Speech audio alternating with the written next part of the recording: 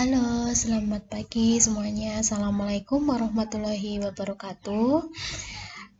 Di sini saya Ibu Pramita Yuli Pratiwi dari Poltekkes Kemenkes Surakarta akan sedikit men-share tentang kiat sukses belajar di jurusan atau di prodi ya. Selamat ya bagi yang sudah masuk di Poltekkes Kemenkes Surakarta. Kalian adalah anak-anak atau mahasiswa pilihan ya. Sekarang bukan siswa lagi, tapi mahasiswa ya. Jadi udah lebih gede lagi ya. Nah, tak kenal maka tak sayang. Marilah kita walaupun secara daring seperti ini, kita kenalan sebentar ya. Meskipun tidak bertatap muka secara langsung ya karena kondisi pandemi ini. Nah, baiklah saya akan memperkenalkan diri barang secuil ya, barang sebentar ya. Nah, nama lengkap saya Pramita Yuli Pratiwi. Kalau di kampus atau di luar juga sih biasanya dipanggil Bu Uli. Alamat saya deket kalau dari kampus 3 ya, hanya di Jombor, Danguran, Klaten Selatan. Kalau yang tahu Omah Wayang ya, jadi itu agak masuk ke dalam. Nah, di sekitar situ rumah saya. Nah, mungkin itu saja ya kalau untuk perkenalan karena waktunya nanti juga terbatas ya untuk materi yang akan saya sampaikan ya. Nah, nanti mungkin kalau kita sudah bertemu lagi ya di kuliah ya, itu nanti kita pasti akan mengenal lebih dekat lagi gitu ya. Oke, saya lanjut. Nah, kenapa sih kita harus belajar ya? Nah, sejak kecil, sejak kita lahir sampai sekarang umur mungkin sekitar 17 tahun ke atas ya, itu kita selalu belajar. Jadi long life learner. Jadi kita harus tetap belajar sampai kita meninggal nanti ya. Jadi belajar dalam bentuk apapun itu, baik di bangku kuliah maupun di luar bangku kuliah. Bahkan sejak kita kecil, sejak kita lahir, kita masih terus belajar. Awalnya belum bisa berjalan, kemudian bisa berjalan, itu kan juga belajar ya. Kemudian awalnya belum bisa membaca, menulis. Nah, mulai belajar untuk membaca dan menulis. Seperti itu. Jadi kita harus terus belajar. Mengapa harus belajar? Nah, camkan dulu dalam diri kita bahwa menuntut ilmu itu merupakan suatu kewajiban. Ya, jadi ilmu itu ada kewajiban dan juga hak bagi seorang manusia. Menuntut ilmu merupakan kewajiban setiap umat, setiap manusia. Rasulullah Shallallahu Alaihi Wasallam bersabda. Nah, mohon maaf karena di sini Bu Uli Islam, jadi saya ambil referensi dari beberapa referensi-referensi Islam, dan untuk yang bukan Muslim tidak pas, nanti menyesuaikan karena untuk menuntut ilmu itu juga pasti kurang lebih kita mempunyai hak dan kewajiban yang sama ya, seperti itu. Jadi saya ambil dari beberapa referensi yang saya tahu gitu ya. Nah, Rasulullah Shallallahu Alaihi Wasallam bersabda, belajarlah kamu semua dan mengajarlah kamu semua, dan hormatilah guru-gurumu serta berlaku baiklah terhadap orang yang mengajar kamu. Hadis riwayat Tabrani.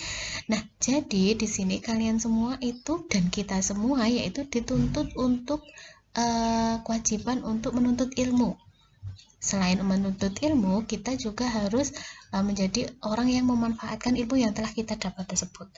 Kemudian dalam hadis ini kita juga disuruh untuk beretika baik terhadap guru-guru kita, termasuk nanti kalau kalian sudah di bangku kuliah itu dosen-dosen kita, orang-orang yang lebih tua dan lain sebagainya. Jadi kita tetap mempunyai etika selain ilmu, jadi adab kemudian ilmu. Nah, seperti itu. Kemudian yang kedua, kenapa sih kita harus belajar? Kenapa sih kita harus masuk kuliah atau kita harus tetap sekolah seperti itu? Nah, merupakan hak warga negara yang tercantum dalam pasal 28C ayat 1 Undang-Undang Dasar 1945. Hak warga negara yaitu hak untuk mengembangkan diri dan melalui pemenuhan kebutuhan dasarnya. Nah, dan berhak mendapat pendidikan, ilmu pengetahuan, dan teknologi, seni dan budaya demi meningkatkan kualitas hidupnya, demi kesejahteraan hidup manusia. Jadi, dengan ilmu pengetahuan, dengan ilmu kita bisa meningkatkan kualitas hidup. Karena kalau kualitas hidup sudah meningkat, maka kesejahteraan hidup manusia itu juga akan meningkat. Seperti itu. Kemudian, kenapa sih belajar? Karena kita akan memiliki derajat yang lebih tinggi.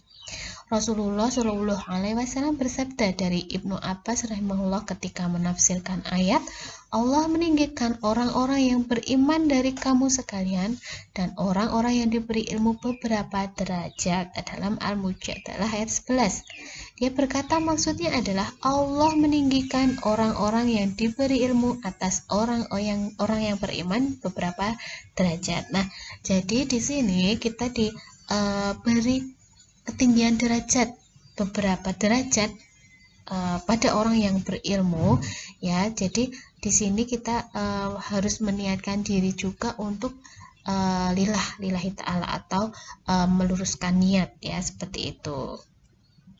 Kemudian bermanfaat hingga akhir hayat, karena kita long life learner, ya, jadi kita akan terus belajar sampai akhir hayat nanti. Barang siapa menempuh suatu jalan atau suatu cara untuk mendapatkan ilmu, maka Allah pasti mudahkan baginya jalan menuju surga. Hadis riwayat Muslim. Rasulullah Shallallahu Alaihi Wasallam bersabda, yang artinya jika seorang manusia meninggal, terputuslah amalnya kecuali dari 3 hal, yaitu sedekah jariah, ilmu yang bermanfaat, atau anak solih yang berdoa untuknya. Jadi dari situ dapat kita ambil kesimpulan bahwa salah satu bekal ketika orang meninggal nanti, ya, di akhir hayatnya nanti, ada salah satu itu adalah ilmu yang bermanfaat. Nah, maka kalian gunakan itu semua masa hidup kalian, masa di dunia itu untuk mencari ilmu yang bermanfaat. Nah, kemudian kita sudah sampai di perguruan tinggi, ya, kita sudah tidak lagi di masa-masa di SMA, gitu ya. Nah, kemudian bedanya apa sih pembelajaran di perguruan tinggi daripada ketika kita masih di SD, SMP, atau SMA dulu, ya? Hal ini cukup penting untuk kita ketahui karena dari sini kita bisa melihat atau menstrategikan gimana cara kita untuk belajar dengan lebih baik untuk mencapai target yang kita inginkan. Nah, pembelajaran di perguruan tinggi itu juga ada beberapa pola yang berbeda dari ketika kita SMA, ya. Yang pertama, itu tanggung jawabnya lebih besar, ya. Jadi karena kita sudah maha, ya, kita dianggap sudah besar. Maha itu mahasiswa atau siswa yang lebih besar daripada siswa, ya. Jadi ketika kalian SMA itu kan masih dianggap anak kecil kadang, ya. Nah, kalau di sini kalian sudah menjadi agent of change, ya, itu agen perubahan, ya. Di sini tanggung jawabnya akan lebih besar. Dan tanggung jawabnya nggak terhadap diri sendiri, nanti juga akan terhadap masyarakat sekitar juga, ilmu yang kita dapat itu, gitu ya. Kemudian cara belajarnya pun berbeda. Jadi kalau dulu waktu di SMA, gitu ya, di SMA itu, kalau di SMA dulu kan cara belajarnya itu biasanya masih dijelasin sama Bu Guru atau Pak Guru, kemudian kita diberi PR, diberi tugas, kita mencatat, seperti itu, ya. Nah, kalau di sini kita menggunakan, kalau udah mahasiswa itu harus lebih aktif sendiri, ya. Jadi nanti mungkin dosen hanya memberikan penjelasan untuk intinya saja. Nah, kalian searching kemudian apa sih yang dimaksud dengan dosen ini, kemudian apa aja sih poin-poinnya, seperti itu. Kalian bisa merangkumnya sendiri atau bisa mencatatnya lagi, gitu. Yang pasti kalian harus lebih aktif, dan cara belajar tiap-tiap mahasiswa itu berbeda-beda. Jadi silahkan kalian pahami sendiri bagaimana cara kalian untuk belajar. Ada yang audio visual, ada yang visual, gitu ya. Jadi bagaimana cara untuk belajar itu kalian malah yang justru lebih tahu terhadap diri sendiri, seperti itu. Kemudian selain itu perbedaan lagi itu adalah kecepatan mengajar dosen, itu biasanya lebih tinggi karena memang kita dituntut untuk menyelesaikan sekian materi dalam biasanya sekitar 14 kali pertemuan, seperti itu. Jadi bagi kalian harus bisa membagi atau memanage waktu, kemudian bisa mencoba untuk mengulanginya itu di setelah kalian mendapatkan kuliah, kalian bisa mengulanginya di rumah, di kos, atau setelah mendapatkan pelajaran saat itu, gitu ya. paling tidak ketika kalian itu dijelaskan oleh dosen itu mendengarkan, setidaknya ada sekian persen itu yang masuk di diri kalian. Jadi ketika nanti ujian, ketika nanti ada tes, nah itu kalian bisa mengeluarkan lagi memori-memori yang sudah tertanam sebelumnya, seperti itu. Jadi lebih cepat ketika belajar itu, lebih cepat. Oh, aku pernah dapat ini dulu pas Bu Uli misalnya, masih ada ingatan di situ, seperti itu. Jadi jangan terus bener-bener blank gitu, apalagi ketika sekarang pandemi gini ya, daring itu kan hanya lewat Zoom seperti itu. Nah itu kan untuk fokus itu susah. Nah tapi usahakan kalian tetap mendengarkan dan menyimak apa yang dijelaskan oleh dosen, seperti itu. Nah kemudian sering ada tugas, mungkin kalau di dulu SMA adanya PR ya, ada PR. Nah, di sini juga ada dalam bentuk tugas.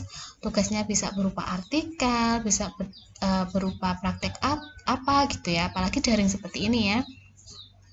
Untuk masa pandemi daring ini memang mungkin lebih banyak tugas dan penilaian dari tugas gitu ya. Kemudian ada laporan praktikum.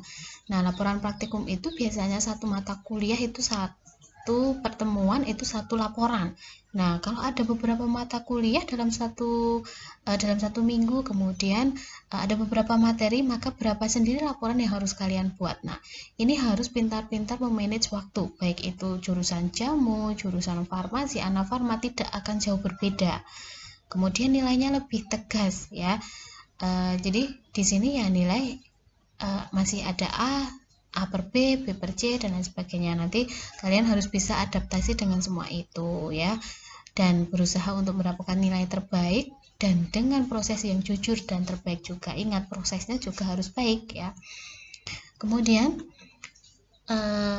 bagaimana sih kiat-kiat sukses dalam belajar di kampus ya? Dari dasar-dasar yang tadi sudah Bu Uli jelaskan ya, kiat-kiatnya apa sih kurang lebih? Nah, yang pertama adalah luruskan niat. Nah, perbaiki niatmu.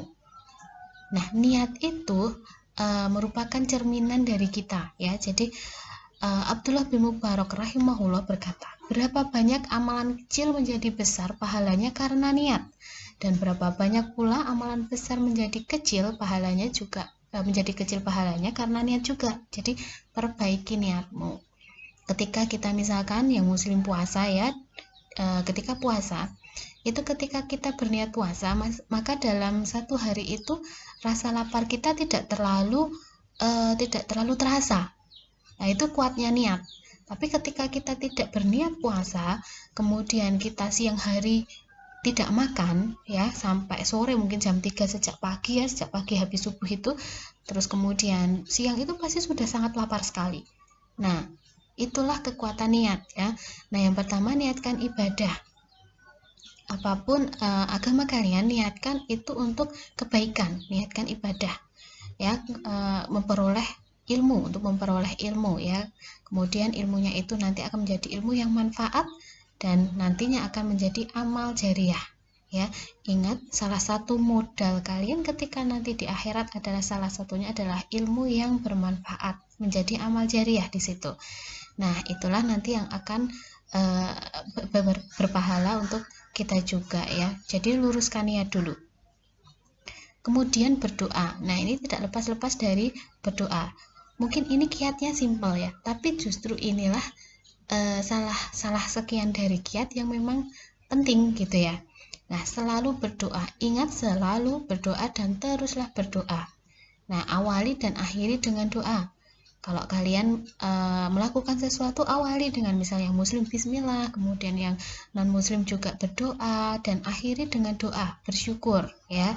Jadi ingat, selalu kita harus berdoa. Kemudian tidak lupa meminta doa atau restu orang tua. Nah, ini juga penting. Kesuksesan kalian itu tidak akan lepas dari yang namanya doa orang tua ya, itu pasti ya.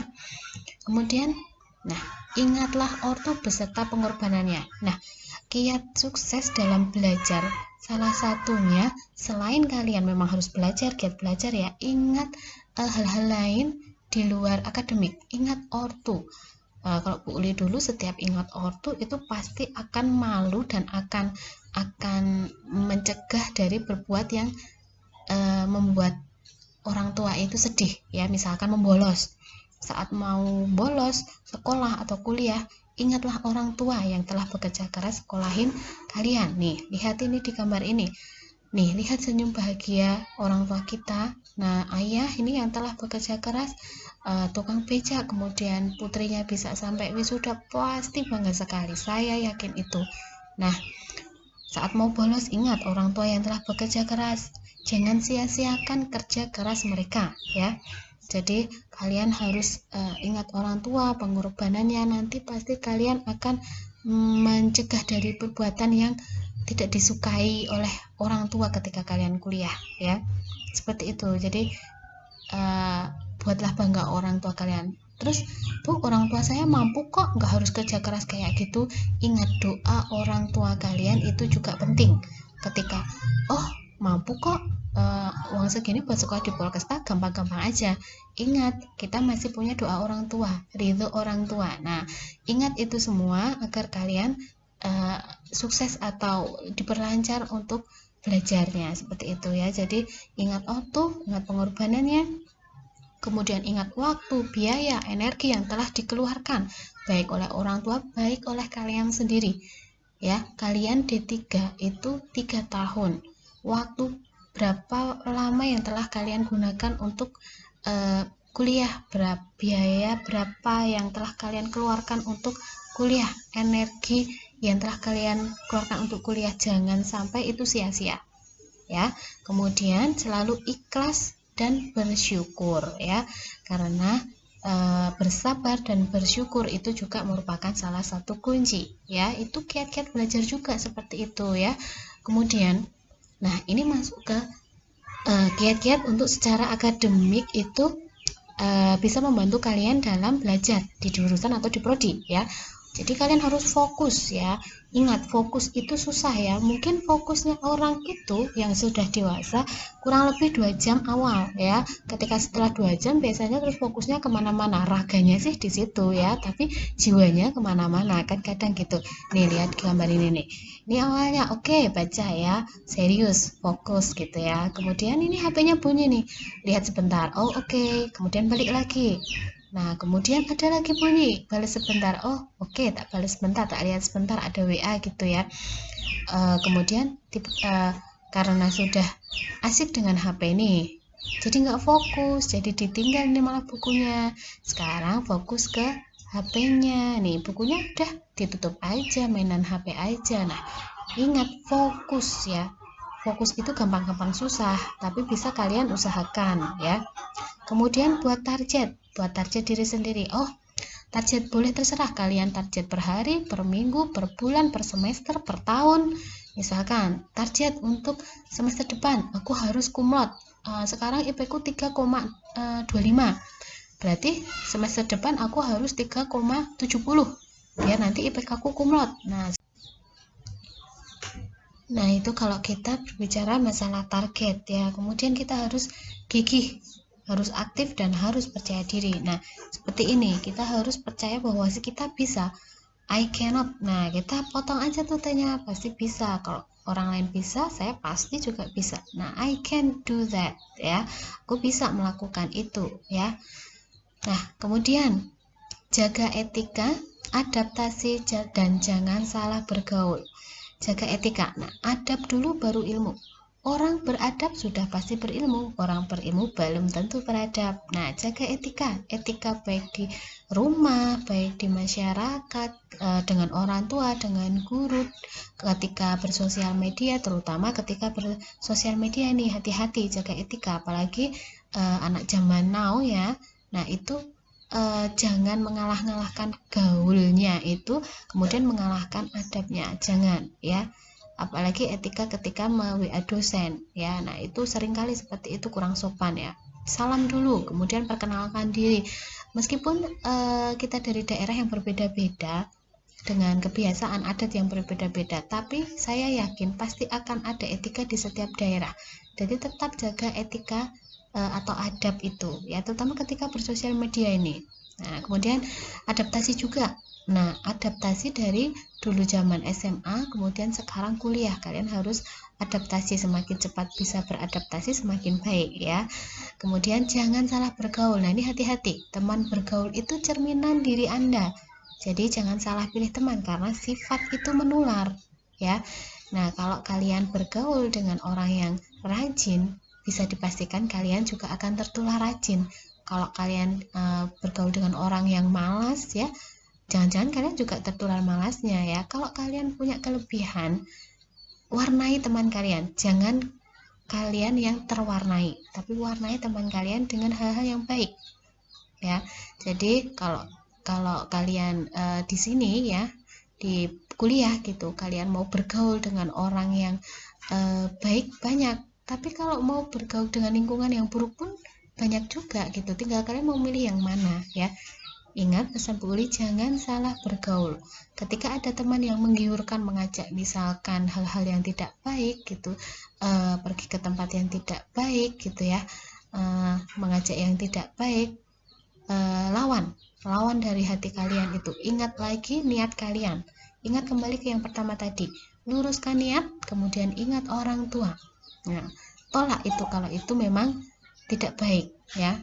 Jadi sekali lagi jangan salah bergaul dimanapun kalian nanti, baik kalian di kampus 3, baik kalian sudah lulus, kalian di kampus, di rumah ketika daring, seperti itu ya. Nggak usah peduli omongan orang, gitu aja takut gitu, nggak usah dipedulikan kalau memang itu ajakannya nggak baik gitu ya. Nah, itu yang dapat Bu disampaikan, sedikit itu, semoga bisa diambil manfaatnya ya. Tetap semangat ya, dan selamat, kalian sudah menjadi orang-orang terpilih untuk berkuliah di sini. Pertahankan dengan prestasi-prestasi yang lebih baik lagi ya. Itu yang dapat Bu sampaikan. Terima kasih. Wassalamualaikum warahmatullahi wabarakatuh. Sehat selalu ya.